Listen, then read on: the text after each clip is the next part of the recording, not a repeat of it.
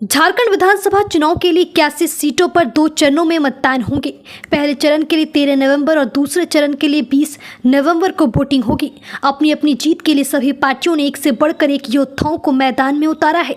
जहां बीजेपी ने 20 से ज्यादा सीटिंग विधायकों पर भरोसा जताते हुए कई अन्य दिग्गज नेताओं के बेटे, किसी के भाई, किसी की बहू और किसी की पत्नी को उम्मीदवार बनाया है, तो वहीं झारखंड मुक्ति मोर्चा से मुख्यमंत्री हेमंत सोरेन, उनकी पत्नी कल्पना सोरेन समेत कई विधायक और राज्यसभा के सांसद चुनावी मैदान में हैं।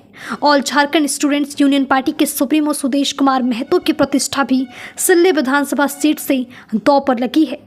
लेकिन जेडीयू ने एनडीए गठबंधन में सीट शेयरिंग के मुताबिक 2 विधानसभा सीटों पर 2 ऐसे दिग्गज प्रत्याशियों को मैदान में उतारा है जिनके नाम सिटिंग मुख्यमंत्री को चुनाव में हराने का रिकॉर्ड है। दोनों ही प्रत्याशी जेडीयू का चुनावी मास्टर स्ट्रोक माने जा रहे हैं। जेडीयू ने जहां राजनीति के चाणक्य कहे जाने वाले सरयू राय को झारखंड के जमशेदपुर पश्चिम सीट से और गोपाल कृष्ण पातर उर्फ राजा पीटर को तमाड़ विधानसभा सीट से उम्मीदवार बनाया है।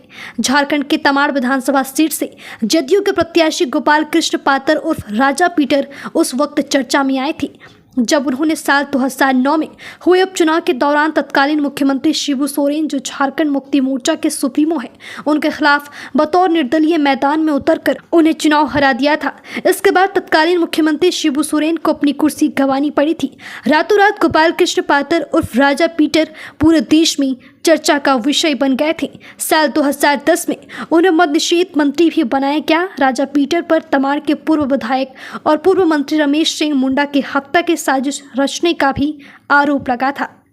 गोपाल कृष्ण पातर को नक्सली कुंदन पाहन के बयान के आधार पर लंबे समय तक जेल में रहना पड़ा था। गोपाल कृष्ण को झारखंड हाई कोर्ट से दिसंबर 2023 में सशर्त जमानत मिली है।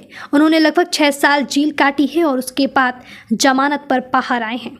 झारखंड की राजनीति के चाणक्य कहे जाने वाले सरयू राय ने साल 2019 के विधानसभा चुनाव में राज्य के तत्कालीन मुख्यमंत्री रघुवर दास को उनकी ही गढ़ यानी जमशेदपुर पूर्व विधानसभा सीट से 15,000 से ज्यादा वोटों से पराजित किया था। रघुवर दास साल 1995 से लेकर लगातार जमशेदपुर पूर्वी के विधायक के रूप में चुनाव जीत रहे थे। साल 2014 में उन्हें झारखंड का मुख्यमंत्री बनाया गया था। हालांकि साल 2019 में सरयू राय, जो उनके ही कैबिनेट में मंत्री रहे थे, उन्होंने रघुवर दास को हरा दिया था। सरयू राय ने ही 1994 में सबसे पहले पशुपालन घोटाला का भंडाफोड़ किया था। सरयू राय ने जुलाई 1998 से लेकर 2004 तक बिहार विधान परिषद के सदस्य के रूप में, जबकि साल 2005 से 2009 तक झारखंड विधानसभा के सदस्य के रूप में जमशेदपुर पूर्वी का प्रतिनिधित्व किया।